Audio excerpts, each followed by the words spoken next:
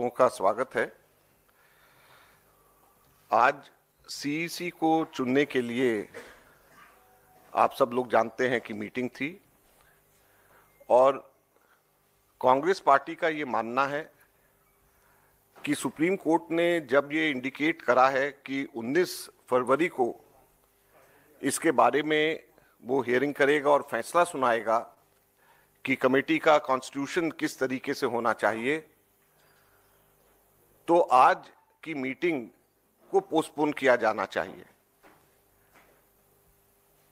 इसके लिए हम तीनों के तीनों लोग रिप्रेजेंट करते हैं। जो अभी कांग्रेस पार्टी ने ईगल ग्रुप एक बनाया है इलेक्शन कमीशन के सारे विषयों को देखने के लिए एज अ वॉच डॉग, तो मैं अनुरोध करूंगा अभिषेक मनु सिंघवी जी से कि वो विस्तार से इसके विषय में यहां पे आप सब लोगों को बताएं और चर्चा करें। धन्यवाद माक जी। सफल जी। दोस्तों, मैं संक्षिप्त में आपको कांग्रेस पार्टी का स्टैंड तथ्यों के साथ समझाना चाहता हूं।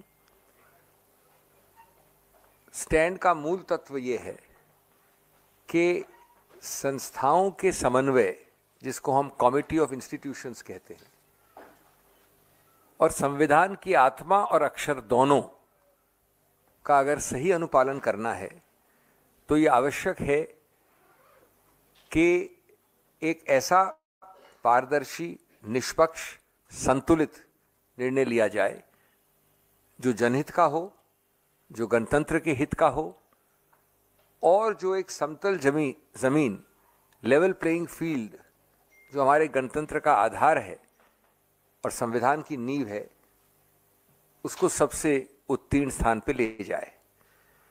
तो ये कांग्रेस का स्टैंड है और इसके जो बाकी तथ्य हैं वो ये हैं। आपको मालूम है अच्छे से कि कई स्टेक होल्डर्स का, कई लोग जो इसमें पूरी तरह से हिस्सेदार हैं, उनका ये पक्ष रहा है, ये स्टैंड रहा है, ये मत रहा है लगभग 2-3 साल से, 2-2.5 साल से, जब से एक नया एक्ट आया, 2 साल से कम हुआ है, 2023 में आया, जिसका नाम आप जानते हैं chief election commissioner and other election commissioners act of 2023। उसमें जो प्रधानमंत्री, गृह मंत्री और लीडर ऑफ अपोजिशन की समिति का एक आधार रखा गया है, उसमें बहुत सारी संवैधानिक और कानूनी प्रॉब्लम्स हैं। ऐसी कई प्रॉब्लम्स रखी गई उच्चतम न्यायालय के समक्ष, और उच्चतम न्यायालय ने 2 मार्च 2023 को, यानी आज से लगभग 2 वर्ष पहले, एक जजमेंट है अनूप बरनवाल करके, उसमें पूरे संविधान की जांच की, विश्लेषण किया और कहा कि ये आवश्यक है हमारे गणतंत्र और हमारे गणतंत्र की निष्पक्षता और समतल जमीन के लिए कि जो सीईसी और ईसी चुने जाएं, उनकी समिति में माननीय प्रधानमंत्री हों, माननीय मुख्य न्यायाधीश भारत के हों सीजेआई, और माननीय एलओपी हों। ये निर्णय है 2 मार्च 23 का। मैं आपको तकनीकी या कानूनी चीज़ों से बोर नहीं करना चाहता, मैं आपको उसका एक अंश पढ़ना चाहता हूं अंग्रेजी में। पैरा 9 में उच्चतम न्यायालय ने कहा है, the executive alone being involved in the appointment ensures that the commission becomes and remains a partisan body and a branch of the executive। एक शब्द बहुत महत्वपूर्ण है। The independence of the commission is intimately interlinked with the process of appointment। ये आप सबके WhatsApp में सब ये भिजवा रहे हैं आपको मटेरियल, सामग्री। उसके बाद पैरा 165 में बड़ा विस्तृत निर्णय है, मैं सिर्फ कुछ ही अंश बता रहा हूं आपको। कहते हैं, election commissioners including the chief election commissioner blessed with nearly infinite powers and who are to abide by the fundamental rights must be chosen not by the executive exclusively. कार्यपालिका द्वारा, सिर्फ कार्यपालिका द्वारा नहीं, बड़ा स्पष्ट है, and particularly without any objective yardstick.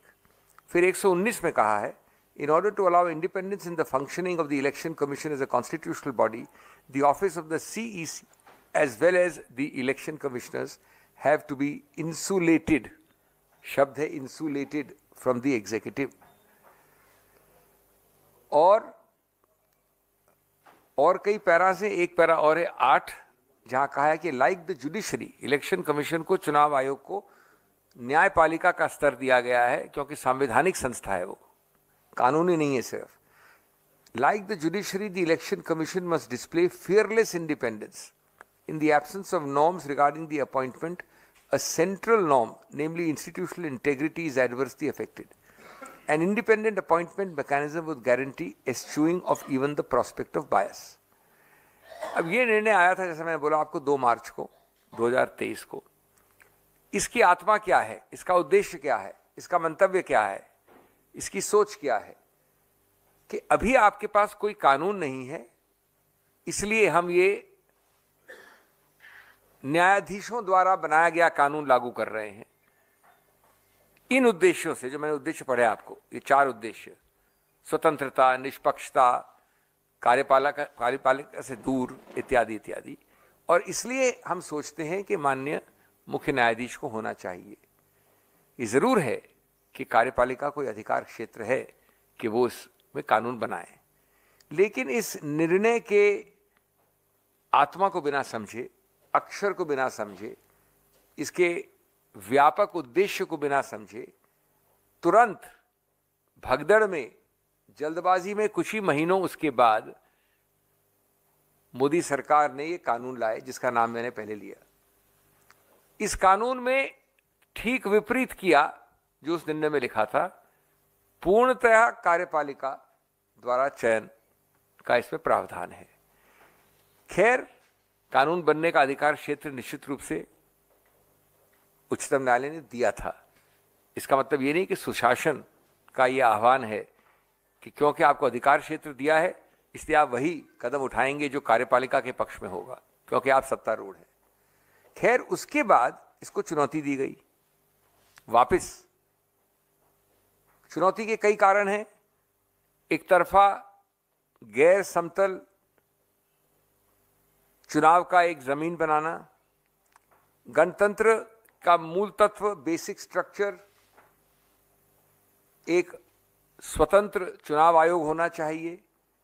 विशेष रूप से पिछले 2 सालों में और उससे पहले भी जो हमने आरोप प्रत्यारोप देखे हैं चुनाव आयोग के विषय में, जिस प्रकार से हमने कई बार आपके सामने समक्ष रखा है, सभी स्टेक होल्डर्स ने, सिवाय सत्तारूढ़ पार्टी ने आपके समक्ष रखा है. कितने 40 लाख लोग बढ़ गए किसी चुनाव में, 3 महीने में, 4 महीने में, क्या क्या हुआ. इस सब को ध्यान रखते हुए, इस संदर्भ में यह आवश्यक था कि हमको उच्चतम न्यायालय की स्पिरिट को समझना चाहिए था. इसको जब चुनौती दिया गया है तो लगभग 3 या 4 ऑर्डर्स पास हुए हैं उच्चतम न्यायालय के द्वारा अभी हाल में. उसके मैं आपको डिटेल नहीं देना चाहता. 7 जनवरी को हुआ, 3 फरवरी को हुआ, 12 फरवरी को हुआ. इतनी जल्दी उच्चतम न्यायालय, जिसका मुझे कुछ अनुभव है, ऑर्डर नहीं देती है. 3 ऑर्डर 1-1.5 महीने में. और लास्ट ऑर्डर है 12 फरवरी का, direction that the matter not be deleted from the list on 19/2/25. 19/2 कितने दिनों बाद है भाइयों और बहनों? अब मान लेता हूं मैं कि 19 तारीख को खत्म नहीं होगा. शुरू तो होगा, कुछ तो होगा. शुरू नहीं होगा तो उसके 4 दिन बाद लगेगा. मान लीजिए 2 हफ्ते बाद लगेगा, मान लीजिए 1 महीने बाद लगेगा. इन ऑर्डरों का मतलब नहीं 1 महीने बाद लगेगा. इसमें लिखा है matter to be heard, matter to be heard, इसमें लिखा है नॉट टू बी डिलीटेड. लेकिन ये मान भी लीजिए कि 2, 3, 4 हफ्ते बाद लगेगा. गुड गवर्नेंस का अभिप्राय क्या है? वो है समझना एक संदर्भ को, और सिर्फ इसलिए कि आपके पास बहुमत है और आप सत्तारूढ़ हैं, वो नहीं करना जो मनमानी है. तो इसलिए कांग्रेस का स्टैंड बड़ा स्पष्ट था. आज, कल भी था, आज भी है, और आज रहेगा ये स्टैंड जो आपके सामने व्यक्त कर रहे हैं कि 2 चीजें बड़ी सरल करनी है. आपको ईगो में फंक्शन नहीं करना है. आपको सिर्फ सरल चीज ये करनी है कि इस मीटिंग को, जो आज शाम को 5:30 लगभग हुई, उसको स्थगित करें. कुछ नहीं कर रहे हैं आप, स्थगित कर रहे हैं 2 हफ्ते, 3 हफ्ते की. कोई बड़ी बात नहीं है। और दूसरा, हर स्टेक होल्डर, कांग्रेस शामिल, आपका समर्थन करेगी कि आप छोटी सी 2 लाइन की ओरल याचिका या लिखित याचिका दें उच्चतम न्यायालय को कि साहब 19 में जल्दी सुन लीजिए, 22 को, 20 को, 25 को खत्म कर दीजिए। यह आम होता है उच्चतम न्यायालय में। Early hearing application and disposal application करिए, हम आपका समर्थन करते हैं। अब आप ये सोचिए एक बात, मैं बड़ी एक सरल बात, कॉमन सेंसिकल बात कर रहा हूं। कल आपने अमुक व्यक्ति को, आज आपने अमुक व्यक्ति को नियुक्त कर दिया सीयूसी, मिस्टर XYZ। 19 तारीख को नहीं तो 25 तारीख को उच्चतम न्यायालय ने कहा कि जो नया कानून है वो निरस्त करते हैं हम। कह तो सकती है, आज कम से कम संभावना तो है। ये तो नहीं कि एक तरफा आप सोचेंगे कि नहीं कर सकती उच्चतम न्यायालय। एक पक्ष हार सकता है, एक पक्ष जीत सकता है। 4 हफ्ते बाद भी उच्चतम न्यायालय कहती है कि हम ये कानून जो मैंने आपका नाम पढ़ा अभी आपको, वो हम निरस्त करते हैं। Election of chief election commissioner etcetera etcetera 2023 है। तो आपने क्या क्या किया है? आपने एक प्रकार से जो एक गरिमा है, जो एक आत्मा है, जो अक्षर से आगे होती है, जो उद्देश्य है, जो धारणा है गणतंत्र की, उसकी अवमानना ही नहीं की, उसको आपने एकदम नकार दिया है। सिर्फ किस लिए? 48 घंटे, 1 हफ्ते या 2 हफ्ते के लिए। ये अगर ईगो नहीं तो क्या है? इतनी सरल बात है हमारी, इतना सरल प्रस्ताव था। जहां तक हमें मालूम पड़ा है, दुर्भाग्य है कि सरल प्रस्ताव को नहीं माना जा रहा है, लेकिन आपको बाकी चीजें जो गोपनीय होती है आजकल में मालूम पड़ जाएंगी क्या होता है। मैं समझता हूं कि बाय रिमूविंग और trying to keep the Chief Justice out of the appointment process as an independent entity, the government has made it clear they want only control but not credibility. And the most important thing for the EC is credibility. ये बड़ा स्पष्ट है कि जब इतने सारे मुद्दे शंका के घेरे में है, जहां तक चुनाव आयोग का सवाल उठता है, जो आपने पिछले 2 वर्ष में ज्यादा देखे हैं, लिखित रिप्रेजेंटेशंस देखे हैं, तो मोदी जी ने जो नए कानून से ढकेला है, उसको एक गणतंत्र और लोकतंत्र को अंधेरे में डाला है। और जो हमारी मांग है वो इतनी सरल है, इतनी छोटी है कि थोड़ी भी अगर ईगो कम होती और मनमानी करने की मंशा कम होती तो ये नहीं होता। ये हमारा स्टैंड बड़ा स्पष्ट है, हमने आपके सामने इसलिए रखा है। धन्यवाद। So did Rahul Gandhi participate, or did he give did he say that we want this postponed? The leader of the opposition, Shri Rahul Gandhi, certainly participated at 5:30 p.m. What he said, what happened, what was discussed, etc., is not for me or you to speculate upon. He participated 100%, and what happened, etc., no, we don't know. We can't say anything. What happened, etc., you'll know within 24 or 48 hours. There's no point speculating about it. But did you support the idea of Mr. Gyanendra becoming the CEC?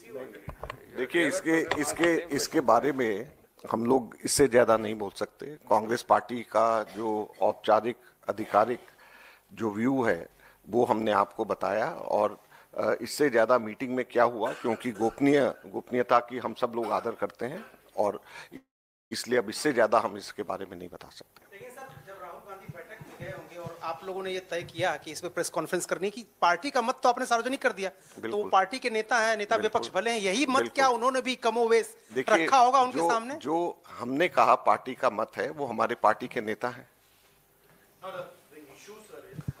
Mr. Ajay Makan, the fact, and Mr. Singhvi, you can point this out. There is certain gray areas in the law. You pointed out very correctly, what was the envisaged by the Constitutional Court. But as the Chief Justice of India himself said in his court, that this will be subject to our final outcome, whatever is decided. You could have written much earlier requesting the Prime Minister not to hold this meeting. No, you're wrong, Prabhu. I'll tell you very simply. First of all, nobody is suggesting you do X or Y. Nobody is suggesting that the Supreme Court will hold X or Y. Nobody is attempting to be presumptuous about court decisions.